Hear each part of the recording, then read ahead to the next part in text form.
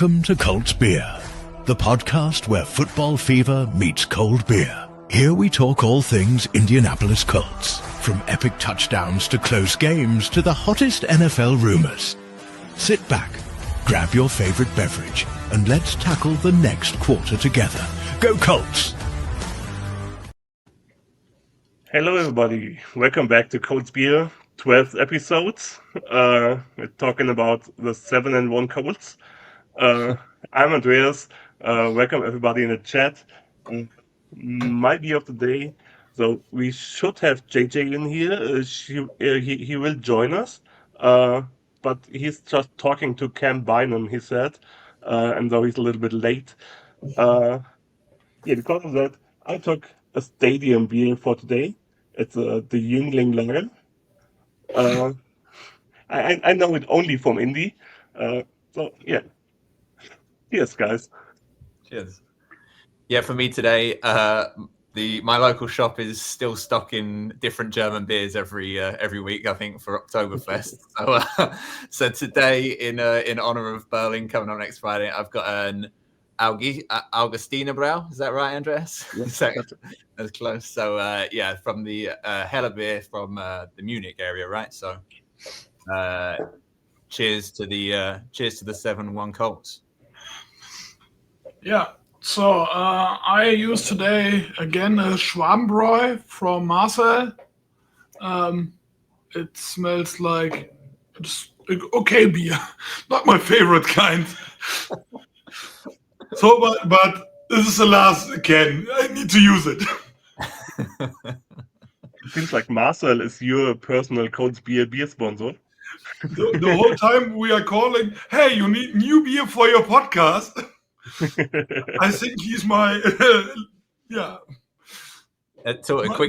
my beer dealer. We all need a Marcel. Yeah. Just quickly talking about Marcel, Eric from the Blue Crew Indy reached out to me on Facebook today because I think he was trying to post some things on the UK group. So he mentioned you guys. So he says give you a little shout out. So he's one of the nice persons. Yeah, I remember we was in his house for dinner. So and he was nowhere. Gina, where's your man? Upstairs. Here's podcast. Really, we are sitting in his house and he's going to a podcast. So Marcel and me was going in his bedroom to crash the podcast of the Engel crew. I love Mini. He's a really nice guy, and his Mustang is amazing. Lucy is a nice car. He was with it at the training camp for the Colts. So it is a white Mustang Cabrio. So with blue seats and Colts. Carly was calling, hey, bring it on the field. It looks really amazing. 5 minutes later, the media guys from the Colts, oh no, it is not a Toyota. We need to put it away. We have contracts. Really amazing. Let's get a Toyota sticker. Just put it over the side of it. In Germany, at the tailgate experience, we do the same. There's no logo on the car, only the Colts. Contract in the States is crazy. Before we started, the chat was already pretty active. Glad to have you all. It's like Sebo saying hello. Andy, hands up with the 7-1s. How about them 7-1 Colts? And the next one, hey guys, Lucas from Brazil representing Head Coach Brazil here. Welcome, Lucas. Glad to have you here. Cheers, Scott. Cheers. So Sunday, I mean, Jonathan Taylor. Should we just end it there? We'll just say Jonathan Taylor, and then we'll look at Pittsburgh. It's just saying Jonathan Taylor, shake our heads and can't believe it. Right now, did you guys ever saw a running back to the first 8 games that good? No. I mean, I saw. I can't remember who was talking about it today. I saw a clip from somewhere, but it was the last running back to get the MVP. I think he had 14 total touchdowns across the whole season, and he won MVP. I think it was LaDainian Tomlinson. Might be wrong there. It was either Tomlinson or Sean Alexander. It was AP. Oh, AP. Sorry, yeah. And JT's got that through 8 games already. Like, it's. I know, and everyone keeps talking about it, and even the guy, the Colts pundits that I follow, Zach Hicks and people like that, they're still saying, it's going to be Mahomes or Drake May, I think is up there right now. But if JT keeps up with this pace, if he genuinely has 28 touchdowns come the end of the season, like I think you have to ignore the quarterback running back argument and just say, like, the guy scored more. He's going to end up scoring more points than any other player. Like, he's got more points than all of the kickers right at the moment. I think he's the highest scoring player in the league right now, which is just insane. That's a fun thing when you see that JT running back and then kicker.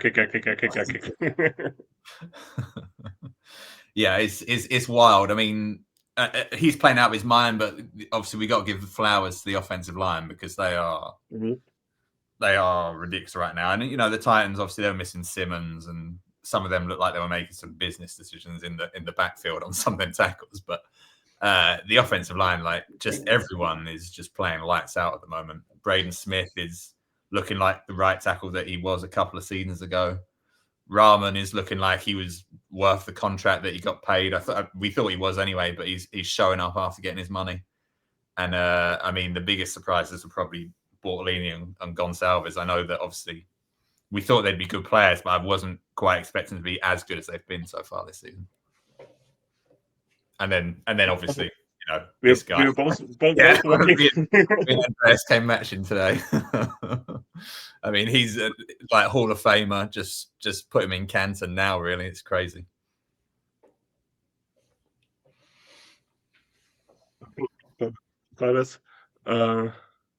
Pretty sad news about him today. Yeah, about his dad. Sorry to hear that. Yeah, definitely. I hope he's fine soon. Just not just because we need him on the field. He should take his time. But yeah, I hope he feels better soon. Yeah, definitely. So, what did Andreas? I'll ask you the question. What did you think about Daniel Jones on Sunday? Every week he's good, but he's not the reason why we win that games. For me, it's still JT, the O-line, and Tyler Warren wasn't a factor that big that Sunday. But yeah, it's JT and the O-line carry that offense that much, and everyone else just gets.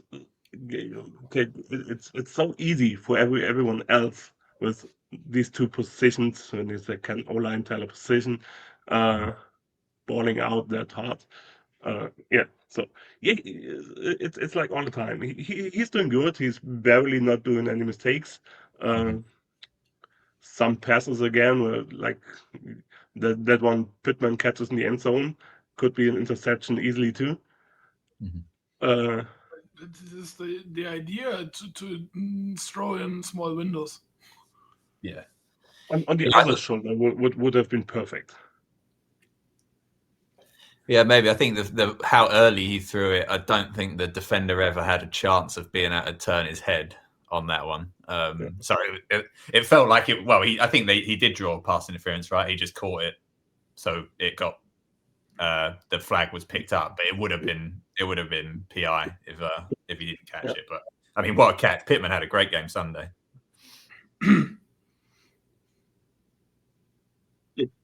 Pittman was great again. Pittman is like, I mean, we don't have that 100 yards receivers, but yeah, actually we don't need it at the moment.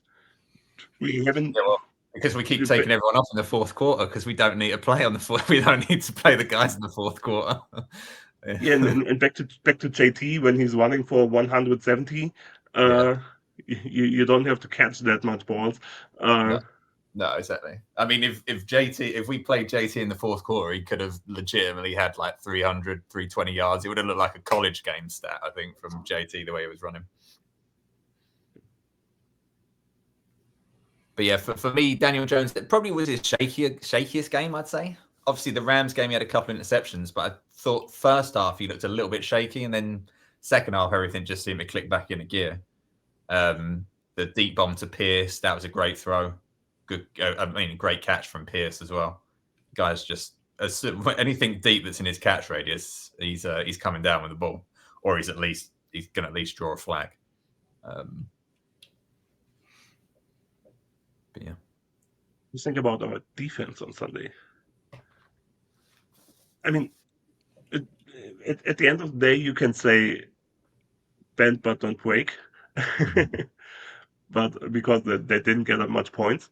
But sometimes it was like, wow, what are we doing there in the midfield? Yeah, it did feel like 14 points was quite flattering for the defense on Sunday. I mean, I will say this, and I hate to say good stuff about division rivals, but the Cam Ward might actually have something there if they can. If they decide to put like an offensive line in front of him or give him any sort of talent outside, he looks like he could be a good player. So yeah, and the problem really, our defense has allowed 240 yards from him. Mm-hmm. A guy who was the whole time in pressure. There was no cover at the field. Sorry, only red zone was okay, maybe good. The rest, really, our cover is so bad. So yeah, we can hope Shadarius will make it much better and Jalen Jones will grade it up. But usually we need to trade for a cornerback. That is Pratt is a tackle guy. Yeah, okay. The run stop is better. So Franklin does the same, but there's no coverage on this point. So. So 40 points is okay, but if you look at the allowed yards and over the whole season, there's the red zone is good. Really, our red zone defense is okay. I think we are scored the whole time, so we have some more drives at usually this time. So and in the red zone it is okay, but. Yeah, over the field is too much yards. The whole time we go around 400 yards allowed. That's too much. So, and for the playoffs, you know, you saw it against the Broncos. The Broncos hasn't a good offense at this game. So, but the defense was so good that we are not over 30 points. So, and the game is really close and then. So, and Chargers game, the only reason why we stand there, the pressure is okay. Yeah, the sacks, we need to bring him down, not only pressure, but the coverage is open. So Herbert has 400 yards. And the same, go back to the game against Brissett. Brissett isn't a top quarterback, but if he gets some time, he makes yards because pressure is there, but no coverage. So, and this was some games on this point. So for me, the defense is a big problem for a deep playoff run. We need a better coverage. Yeah, I've gone back and forth on whether it should be an edge rusher or cornerback that we try and trade for, but I'm in the same corner as you now, Christoph. I think it's got to be corner. We can't pin our hopes on Jalen Jones coming back and suddenly balling out. Obviously, he's been injured for a while now, so he's at least going to take a game or two to get up to speed. Javarius Ward, obviously, fingers crossed, everything's good with him and the concussions, and he's back. I think he can be back for the Chiefs game. I think after the bye, right? So that would be massive for us. But yeah, a stud cornerback in this defense could change everything because, like Christoph says, we are getting pressure. Yeah, the sack numbers are not really what we want them to be. And some of that Sunday was Cam was escaping the pressure. He was doing a pretty good job of that. But generally, the defensive line looks like okay to good. Like it's not great. It's not flashy. It's not unbelievable, especially on the edge. You know, DeForest Buckner and Grove are still awesome. But I think it's serviceable on the edge. I think if we get a corner, that could make a world of difference to this defense because Cam Bynum is playing pretty well. You know, you're not really seeing him in games because he's just not not really been targeted. I think, you know, defenses are realize that he's a good player, so they're staying away from that quarter. Sorry. Give me a second. Our guest arrived. So far with hey guys. Hey JJ. Hey JJ. Really sorry I'm late. We're running around here today, so. Hey, no problem at all. No worries. We are just starting to talk about a little bit about the Titans game. Mm-hmm. First of all, everyone don't know who we have here. It's JJ Stankewitz. JJ, I think the most Colts fans know you, but would you like to say just a few words about yourself? Sure. I'm the Colts team writer, so you can read all of my work at Colts.com. I'm the host of the Colts Show podcast. This week I had Tanner Bortolini, our starting center, on the show. I just finished taping an interview with Cam Bynum that's going to run next week on the pod. And I'm also our game day stadium announcer. So I'm the public address announcer at Lucas Oil Stadium, and I will be in Berlin, hopefully with all three of you, doing the stadium announcing for our game next week against the Falcons at Olympic Stadium, which I am just thrilled about being able to do. It's such a neat opportunity. And I know some of you guys were over at Lucas's garden Colts house party. And I said to all you there that, you know, Lucas Oil Stadium, I think for my money is one of the top 3 or 4 best atmospheres in the NFL. And the fact that we get to bring a lot of pieces of our game day in Indianapolis to Berlin is going to be a really special thing that we're able to do. And I hope everyone gets a chance to experience what a Colts game day is like at Olympic Stadium. Yeah, I can't wait for it. I can't wait. How's you polishing up on your German, JJ, for the stadium? So we do have a German PA announcer who will be a part of our presentation. So I'm gonna leave the German to him instead of clunkily trying to translate and on through Google Translate. I guess I maybe should have done one of those like Duolingo subscriptions or something, but I'm going to leave the German announcing to the German speakers, so I don't screw anything up there. So smart move. So how was Cam? He was good. He was very good. We talked about one of my favorite things we talked about is like people don't really understand what safeties do, because on the TV broadcast, right, that you're watching on RTL or on, I'm guessing, Sky Sports or whatever it might be, the copy is zoomed in, so when the ball is snapped, it zooms in on the quarterback, and you don't know where the safety is at all. If he's playing a deep cover 2, cover 3, cover 4, whatever it is, you don't get to see him, and it's like, you only get to see a safety if he's making a play or whiffing on a play in a lot of plays. So we had a good conversation about like what it takes to play safety in the NFL. Interesting stuff there. We talked a little bit about his outreach efforts in Manila and in the Philippines, where he's from. And then, we ended talking about how excited he is to bring American football to Berlin and, bring the sport that he loves to an audience in Germany that, in Berlin, there's never been a regular season NFL game, right? So a really neat opportunity that I think he and a lot of these players on this team are really embracing. That's awesome. Yeah, we can't wait to see him there. I think I just saw today the video from his reactions to the JT touchdowns on Sunday. That's so much fun too. Yeah, we have a little bit of activity in the chat. First of all, we have a Brazil, a guest from Brazil. It's Lucas. Yeah, and he was just excited to see you here, JJ. He's saying, "Oh, great that JJ is here. Big fan of your content, man. Hope we can catch up in Berlin before or after Yes. Colts win."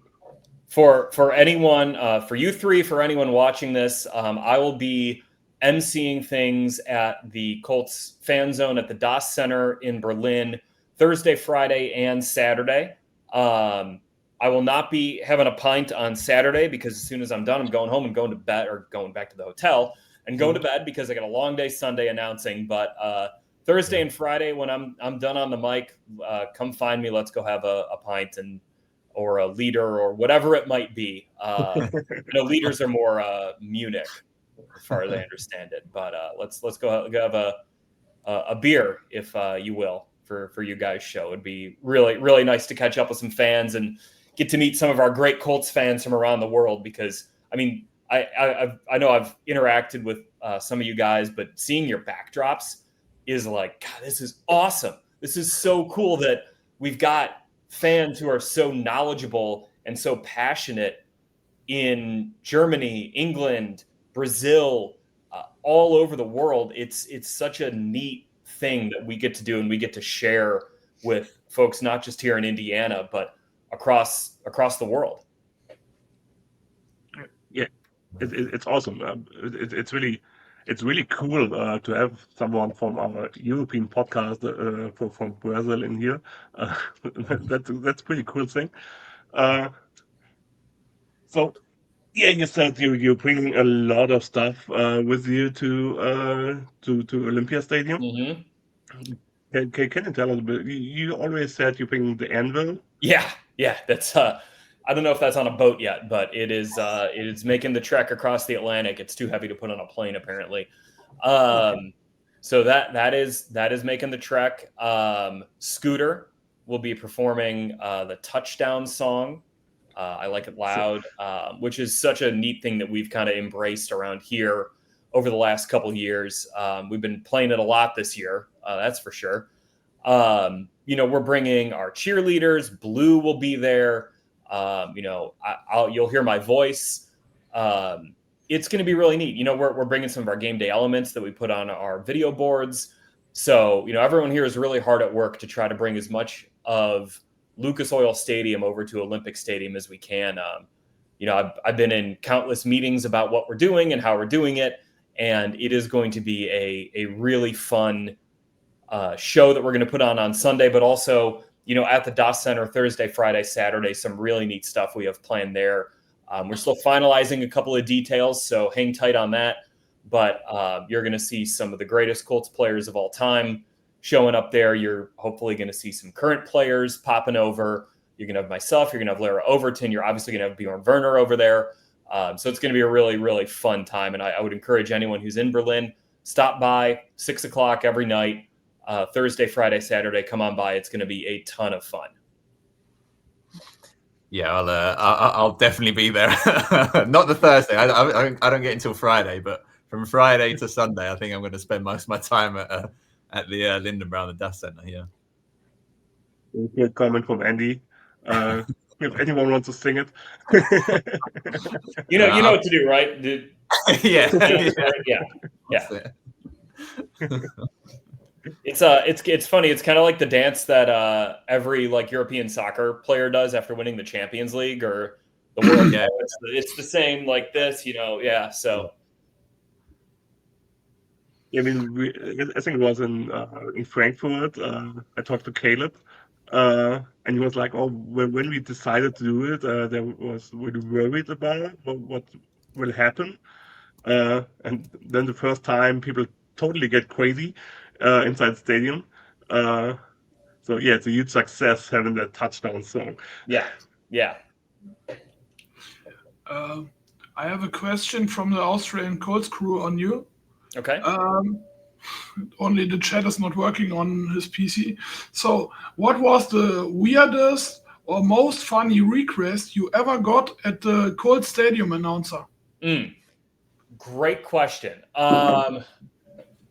Let's see. So before every game, we do a toddler race.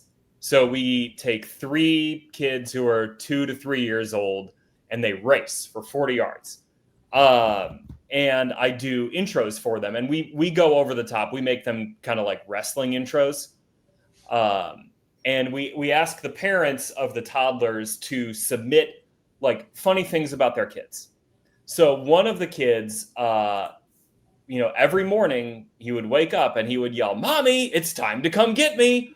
So as part of my intro for him, I yelled in my announcer voice, like, "Mommy, it's time to come get me."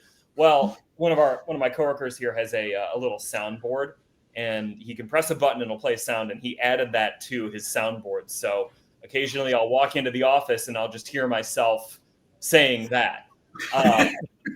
So that I hope that lived up to the question, because that's a great question.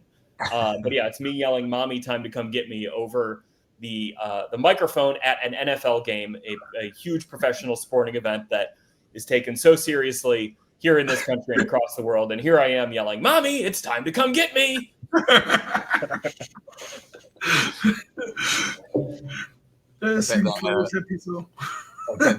That brightens the office on a Monday morning if you're having a tough day. Sure does. Wait, so we have another question in the chat. It's Sebastian. He's asking, how do you imagine the future of the Colts? Is it 3-4 years with Daniel Jones and draft a quarterback late in the 20s, or do we see AR again at the Colts? What could be Carly's plan? But what's your opinion? What do we think about it? It's a great question. I think the important thing is to answer the last question first. And the plan is, from what I've understand in my conversations with Carly, is that this is you have to, as an ownership group, you do have to take kind of the broadest view of all of this. You can't be so, up and down with the week-to-week results. Obviously, you want to win every game, but I think she has a really good handle on what a good owner does. And that is, you have a process, you stick to the process, and you don't vacillate on it based on the emotions of the moment. So right now, I mean, the process right now is probably changing based on how well Daniel Jones is playing. But it still is a process. It's a long-term process. I think it would be, I know there's reports out there that the Colts certainly want to, keep Daniel Jones around. I think that is pretty obvious at this point based on how he's playing. Look, for Anthony Richardson, right now he is hurt. He had this kind of freak accident. He had a procedure recently. He could be able to come back this year. We'll see, but this is Daniel Jones' team. And I think for when we get to the end of the season, I think then you'll figure out, okay, is he going to stick around here? How long is that going to look like? The Colts do have levers that they can pull to make sure he sticks around here if they want him to stick around. But Jones has been a guy who has been just everything is advertised and more, in terms of not just obviously you see the play on the field, but his professionalism, his attention to detail, the way that he meshes with Shane Steichen. It has been really remarkable to see all of that. And, again, we'll kind of get to the end of the season. We'll see how far the Colts can take us and kind of make a, determination from there is what I would expect you'll hear from the Colts front office. Sorry, Andreas. Go on. No, I was just going to ask, what's Daniel Jones, the person, like around the building? Obviously you see things from ex-teammates that, I mean, Saquon Barkley sings his praises as loud as I think any ex-teammate I've seen of someone. Just interested to know what he's like around the building. Teammates love him. I mean, they love this dude. And, he can be a little reserved in the media and press conference settings. And he really is one of those all ball type guys who just, he's here for football. But, guys, they go out to dinner every week. He's, great hang there from everything I've heard. So a guy who has not only built the trust with his teammates, but is someone who they really do want to be around. And they want to win for him. They want to win with him. And it may sound obvious, it may sound kind of, trite or whatever, but like that doesn't always exist. That level of connection from quarterback to the rest of the team. And Daniel Jones has certainly forged that with the Colts, and it's been really neat to see. Yeah, that's awesome. What do you think about Jonathan Taylor right now, JJ? I mean, we were talking just before you came on about MVP chat and how we all know it's a quarterback award sort of nowadays, but if he keeps this pace up, I mean, how he couldn't be mentioned at least would be crazy. Yeah, I mean, certainly a mention. Like at this rate, what he's doing. And there's the whole crowd of like, well, running backs are a function of the health of the rest of the offense. And to an extent, that's true. It's hard for a running back to overcome a bad offensive line. It's hard for a running back to overcome an offense that can't throw the ball. But and the Colts have an offense that can throw the ball, and they've got a very good offensive line. But I would challenge the people who don't think Taylor is deserving of that consideration to just turn on the tape and see how many runs it's two things. It's how many runs does he take that they're blocked up to gain 7 yards and he takes them for 20. And then there are runs that something might have gone wrong with the blocking, or the other defense just played it great. And what he doesn't do is take losses. He'll get you 1 or 2 yards, which keeps you ahead of the chains. If you run it on first down and you're sitting there at 2nd and 13, it is a huge difference if you're sitting there at 2nd and 8. So much more of Shane Steichen's playbook is open on 2nd and 8 versus 2nd and 13. And Jonathan Taylor just does not get negative runs. No matter what you're doing as a defense, he is going to find a way to get positive yardage. And that is so important to an offense, especially one in the Colts that I almost feel like every time the Colts start a drive with a positive gain, I'm like, well, they're just going to go score. And even if it's a yard or two with Jonathan Taylor, it's like, they're going to be fine. So to not have those negative plays is such a driver of this offense. And the Colts have the best offense in football right now. They are undisputedly the best offense in the NFL by points per game, points per drive, all the EPA, all these stats. And Jonathan, you're not doing all that without Jonathan Taylor, certainly. He's such. Yeah, when you see him, you have to like him. Is he really such a cool guy as it feels on the camera? Yeah, another guy who every single teammate loves. I was talking to Mo like Cox about this after the game Sunday, and Mo was like, on some teams, like the star player is sort of separate from the team. It's kind of like you almost have to go through someone to talk to him. And he's like, JT, there's none of that with Jonathan Taylor. He is one of the guys. He is, just as approachable as he's always been.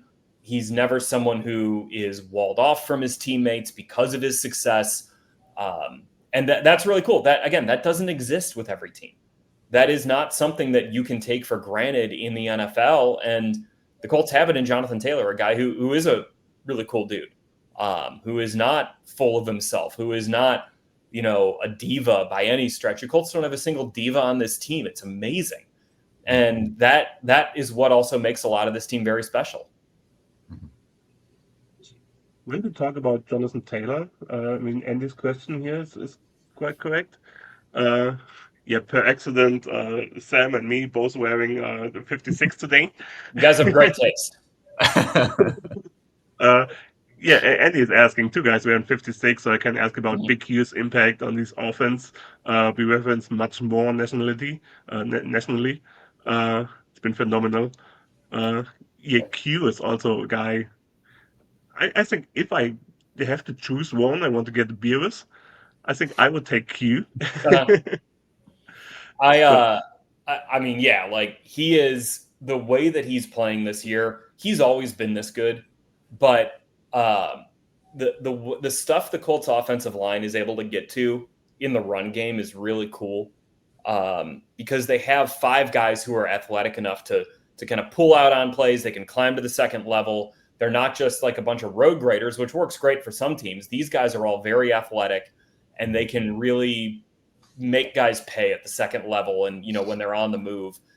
but they're also versatile enough to go, hey, if we need to block straight ahead to get Jonathan Taylor what he needs, we can go block straight ahead. And Quentin Nelson's the leader of that.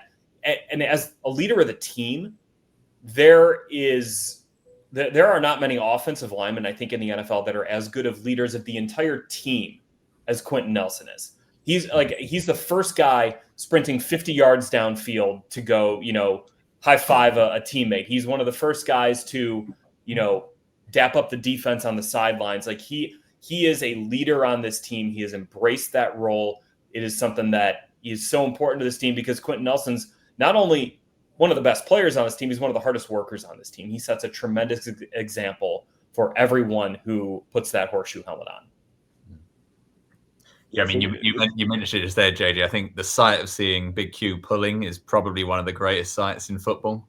Beautiful. I mean, unless you're a secondary, unless you're a cornerback, and I see that, yeah. I'm you're making a business decision.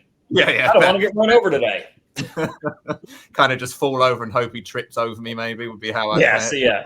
That's a penalty too. So good luck with that. Yeah, I think it was also 1 or 2 years ago. The Colts get out the video with Q getting people up. Well, what you said. He's running 50 yards. If someone is on the ground anywhere, the first one was there. It doesn't matter where on the field. Is Q with his hand and get the people up. That's so fun to see. Mm-hmm. I mean, that's ingrained in him. That sort of mentality is very much ingrained in him, and it's really cool to see. So, great question, Joe. Joe here.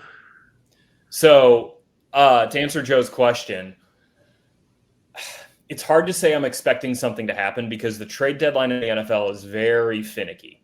The Colts may want to go out and get someone or, a player or players to add to this team.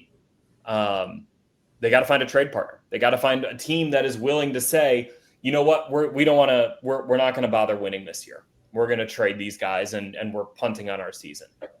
There are very few teams in the NFL that are willing to give up on a season. No matter what their record is, no matter what their, the position of their franchise is, there are very few teams that want to trade players. I remember when the Colts traded Nyheim Hines 3 years ago. And, it came right before Frank Reich was let go. But, I think they were 3-4-1 at that point, and they traded Nyheim, and it was probably the right thing to do in that moment from a team building standpoint. But that locker room was like a morgue after that because players are like, oh, well, guess the season's over because it sends that message. And even if you're 1-7, like the New York Jets, you want those guys playing as hard as they can. And, guys know ultimately, right?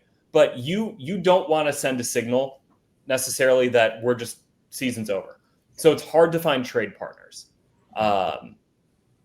Will the Colts do it? We'll see. The trade deadline is in less than a week now. It's 4 p.m. Eastern time on November 4th. So it's 10 o'clock your guys' time, 10 p.m. your guys' time. We'll see.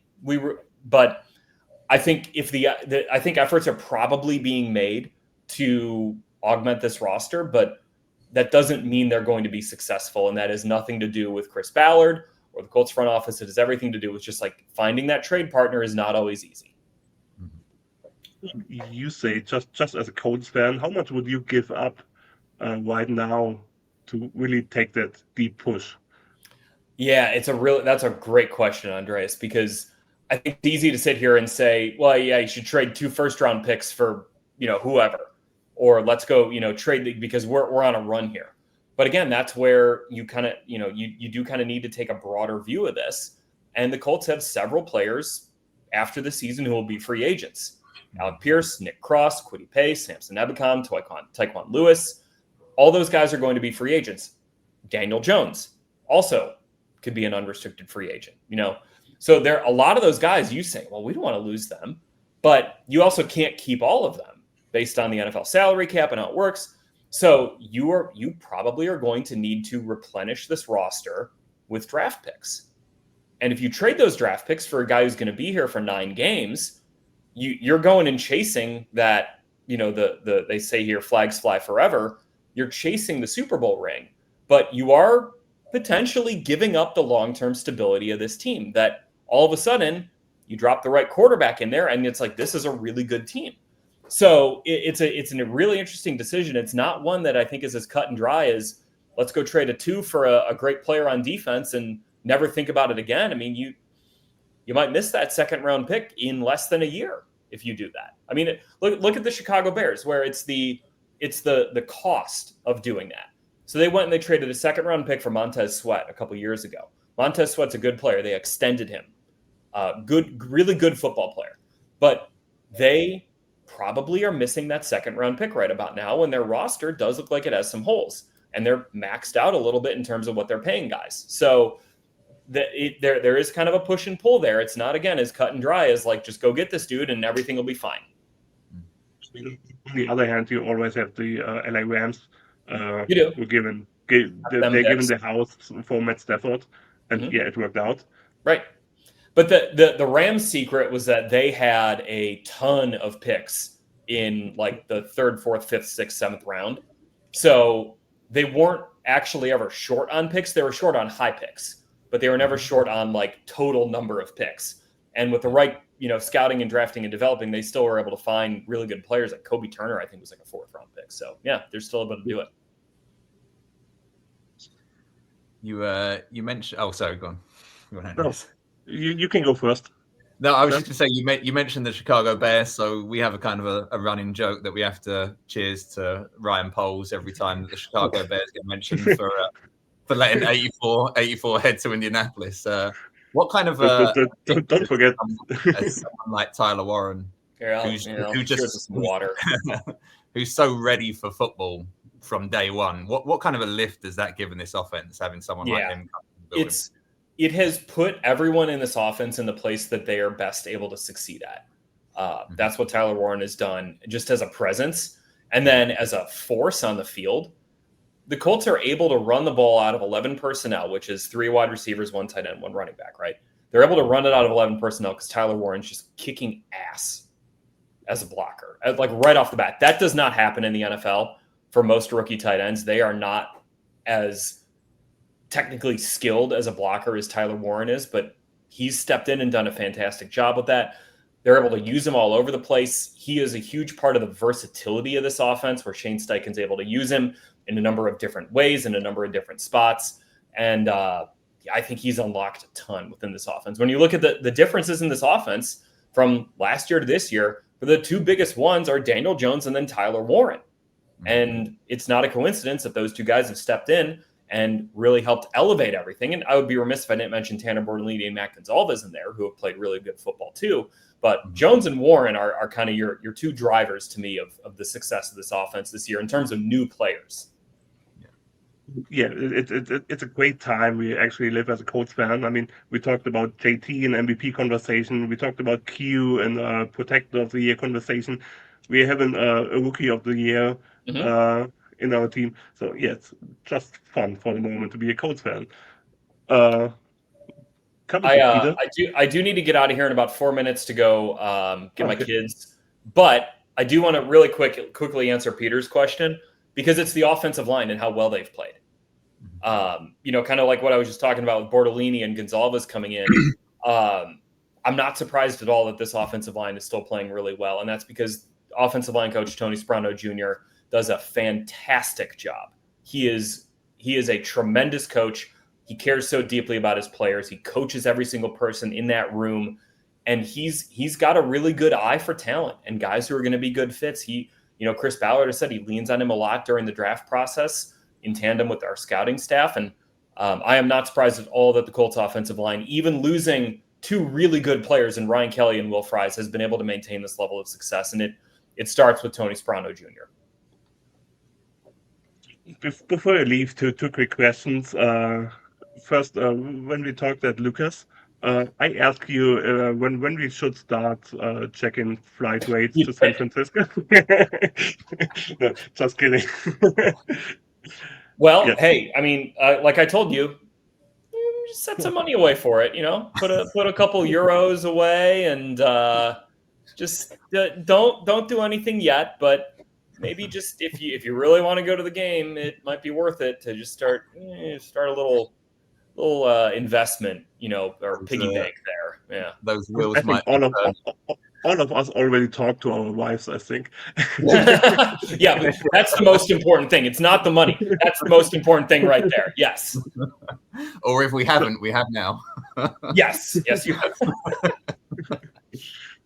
Before you leave, we didn't talk much about the Steelers game, but what's your prediction for the game? I think that this is a game where I'm looking for Daniel Jones and Tyler Warren to have a big game, and that based off of what Jordan Love and Tucker Kraft did on Sunday night, I guess Monday morning for you fine folks. I would look to those two guys to have a big game. Pittsburgh's defense is allowing 25 points per game. They are not the unit they have been. Having said that, they still have T.J. Watt. They still have Jalen Ramsey. They still have Mike Tomlin. So you got to take them seriously. But they have not been the kind of butt-kicking unit that we've been used to over the last couple of years. So we'll see. I mean, this might be a game where the Colts do need to win it somewhere in the 30s to somewhere in the 20s. But it's a game that I do think the Colts are well positioned to go in there and be competitive. And by the way, this is probably the toughest atmosphere the Colts have played in all year in Pittsburgh.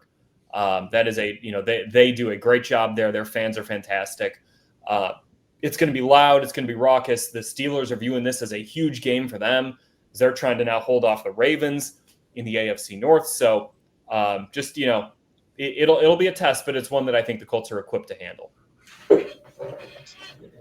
So, thank you very much for being with us, JJ. Yes, I will see all of you in Berlin. Please come find me, and we'll have some fun out there. I'm looking forward to meeting all three of you.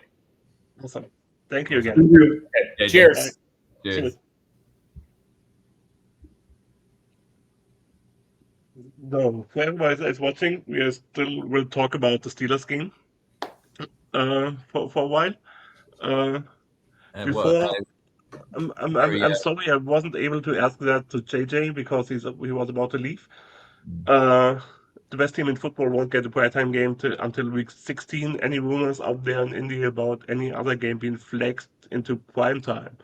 I think I read something about that the Chiefs game might get flexed. Yeah, I mean that looks like a no-brainer. Assuming that we pretty obvious. both kind of win, because who is supposed to be primetime that week? And that's week 12, right? NFL.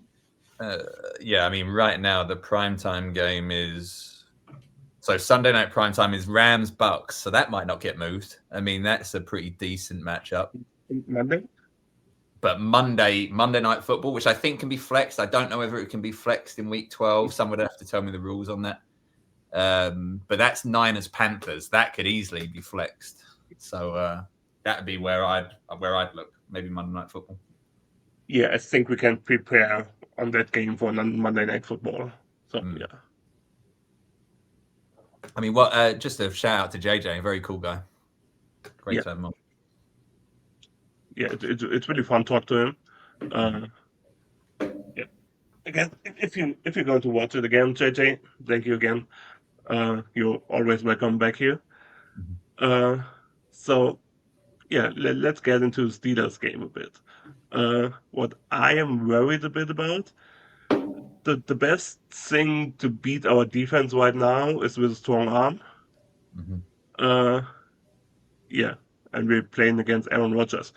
So if Aaron Rodgers decides to go crazy that day, that could be not that good.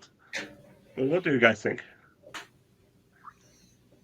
For me, it's usually we will have a big problem at the defense.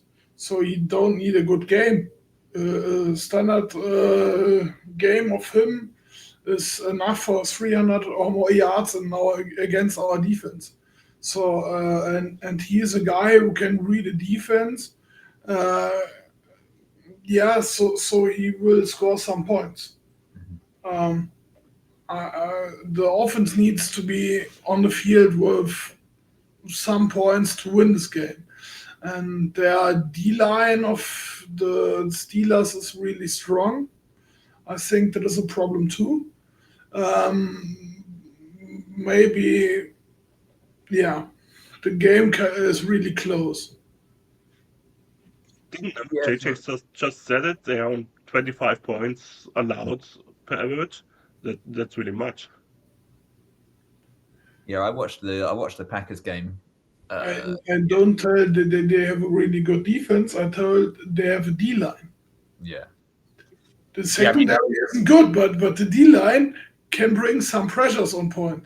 So, and JT needs to be first row. He fights against the D-line. So that is the only what I'm thinking. Maybe we are good enough. Then it's easy if the offense are rolling, but the defense, yeah, there's no secondary on our field. So, no coverage with the cornerback, so this is better because the secondary with our safeties is really amazing. But we have a good D-line, we have good safeties, and between this, there's a hole. Yeah. No, but when you just saying that, how much impact will probably Jalen Jones coming back have on Sunday? I mean, he's coming off pretty long injuries, and he never was a number one cornerback, but he's a solid number two coming back. Well, what do we expect of the impact having him back? Yeah, I mean, one, I'd imagine if he does, I mean, assuming he plays, I think he was a full participant in practice today, so things are maybe looking good. One, I guess it'll be at least on a snap count, so he probably won't play. He'll maybe play 50% of the snaps, maybe on defense if he does play. But that being said, I mean, while he's not a cornerback one, he's an upgrade on Edwards. He's probably an upgrade on Blackman as well. So it's going to help. The one thing that I would say about the Steelers, obviously Rodgers, like you said, he can sling it. He doesn't have great weapons, to be honest. You know, DK Metcalf is DK Metcalf. I think we'll probably struggle with him. He'll be open in the middle because the linebackers can't cover. But outside of that, they have Austin, he looked poor against the Packers, and they got the tight end who's about is it Darnell Washington? He just looks ridiculous, like how big he is. So I'm not particularly scared about their offense. The thing that scares me is more our defense than their offense, is what I'd say. I'm more worried about what we've got defensively than what they've got offensively. On the offensive side of the ball, I mean, thankfully for us, our strength is the offensive line. I think if they play how they're playing, I think that we're going to have plenty of opportunities for Daniel Jones to carve them up in the secondary. They did add Carl Rugger, I think, yesterday. They traded for Rugger from the Patriots. So they've got a little bit of help in that secondary. But it's not that he's some like all-pro or anything like that, but they've got some help there. Yeah, I mean, he will probably long-term be a help for them, but he's not a plug-in and play player. So yeah, exactly. Yeah, I feel as good as I can about a Steelers road game because, you know, historically I think we won the last one, but we've had some tough times there in the Manning days with Roethlisberger. It was always a tough place to go and play, which is what surprised me. Obviously, JJ alluded to it. Their crowd is normally great, but did you guys watch the Packers game? Did you see any of the highlights? I thought it was a Packers home game when I first watched it. I was watching the game in 40. I thought it was a Packers home game. The Green Bay fans traveled very well to that game. Yes. Yeah. How is the run defense from Pittsburgh? Christoph, you usually know those things like that? Sorry, what? The run defense from Pittsburgh, how good are they? You don't know the stat only on the run defense, only the whole defense stats. Wait, I can use the run defense says 49 yards per game. No, it's done. Sorry, allowed is no current. I only can tell you the defense is really okay. More. I haven't the stats now. No worries. I mean, on Sunday night, it wasn't great, but like it was a weird one. I'm just looking at the stats now. Josh Jacobs only went for 2.5 yards a carry on 13 touches. But then their running back 2, Emmanuel Wilson, went at 5.5 yards a carry on 11 carries. It was hard to tell because, I mean, Jordan Love and Tucker Kraft, like JJ alluded to, they absolutely tore that defense up. Like, tight end was just wide open constantly, lots of yards after catch. Like, he was catching it short and he was running for 30, 40 yards. So it's definitely going to be promising for Tyler Warren if that defense plays like they did on Sunday. Yeah. But, I mean, the way JT's playing right now, you can't really... Obviously, Josh Jacobs is a good running back, but it's hard to say, Jacobs only got 3 yards to carry, but JT's going to struggle because JT's on a different planet at the moment. Too good, this guy. Yeah. What do you think about Andreas Sunday? Yeah, I think we should win that. It's kind of a coin toss game. You can win. You should win that, but you absolutely can lose that. So, yeah, and I would go with that. You should win that. I mean, I was worried about before the Titans and Cardinals game that the team maybe take it a bit too easy because, it's like when everybody saying, "Oh, you already won that one before the game started." It's the worst games you play. Though on this one, I mean, there's much more focus on the team because they have to win it. They want to win it. I'm pretty sure it's also a little bit of more impact that they want to travel to Germany with a win. So yeah, and Christoph and me will already been in the Colts house on Sunday. Oh, you going Sunday for the watch party? Yeah. Nice. So yeah, we would send some pictures from there. Awesome. With blue. Yeah, blue's coming too already. Sweet. And some of the shears. So you can see Andreas with around 20 girls. Like this. I don't know. Maybe Irina makes a hit and he's out of the game. Maybe. It's a hard life, Andreas. It's tough to be you, right? So we all send pictures with the girls, and Andreas sitting on his table and says, "No, easy." I can show you my black eye afterwards. Yeah, no, for me, Sunday, if that's at Lucas Oil, I'd be penciling the win already. I'd feel very confident. The only thing that gives it the edge is it being on the road. Heinz Field, or do they still call it Heinz Field? I don't actually know if that's what they call it anymore, but Heinz Field to me, is always going to be a tough place to go. But I'm still putting in a Colts win. I think we'll score again. I think we'll score. I'm going to go 32-21 Colts. 2 is wild. Yeah, I like. I want a weird number. I'm going 32. Yeah, I'm going. We put in numbers usually, so I will go 34-24. We have 10 points. Christoph, what's your prediction? 37-28.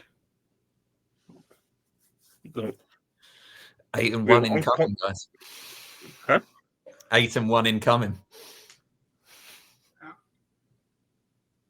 It would be awesome. I mean, I absolutely can't remember how it is having a record like this.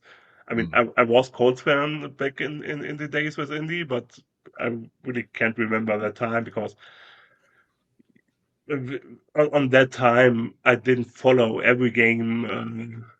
I wasn't able here in Germany to follow every game. So yeah, it's just amazing to say at the beginning of the podcast. Welcome to 7-1 Colts. Have you seen today not podcast, what was the name? The conference for the NFL game with the NFL Germany and Berlin government? They are really fired up because the best team of the NFL is coming. So the whole time, every sentence was, we do this and the best team is coming. So the whole time, you looks all are fired up because this is different. I think after this event, if we win against the Falcons, so we will go much more. We get more offensive for the Colts.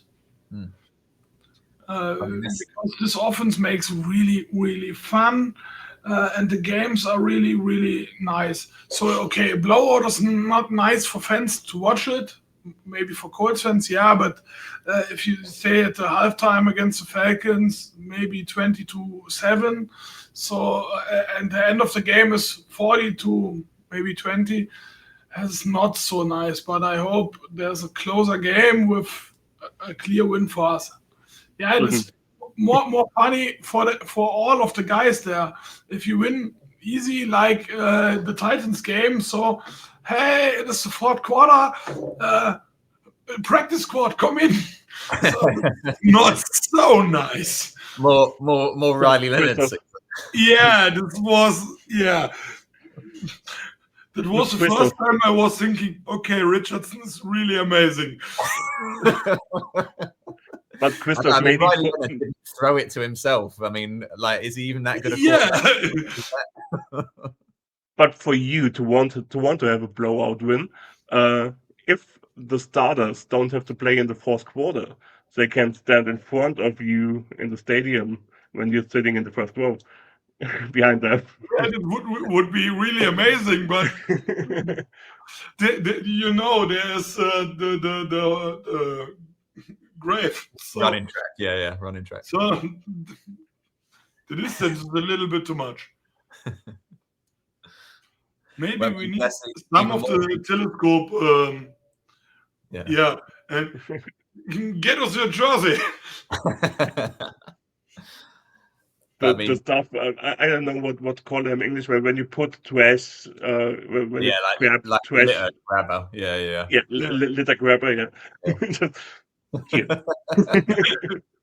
One that can extend. You just keep pulling it out. So that's my. But I mean, even more reason to win this Sunday, right? If the German government are talking about us being the best team in the NFL, we've got to come with 8-1. We've got to keep up that best team. So, guys, I think we can wrap it up for today. Thanks everyone for watching. Thanks for the active chat again. Thanks again for JJ joining us. It's awesome. Next week we will have another special too. I don't know. We haven't decided if we go live or not. But we go live. There's no question. Okay, we will go live next week again. With Andy from the islands, with Eileen from the Germans, and Ulrich from the Austrians, and Janice from the Indie Blue Crew. So all of our fan club representatives will be with us next week. I hope it's going to be a great podcast. We are still not sure how we will make it, that not everyone's talking all the time, but we will figure out. And see you guys next week. And important, Eileen and me at the Colts house, so we can show you the first pictures of the Colts house live. Yeah, Eileen and Christoph will go live out of the Linden Poy Berlin. So, Awesome. guys, see you next week. Thanks everyone for joining. Thanks for listening. Cheers, Colts. Cheers, guys. Bye. Go Colts.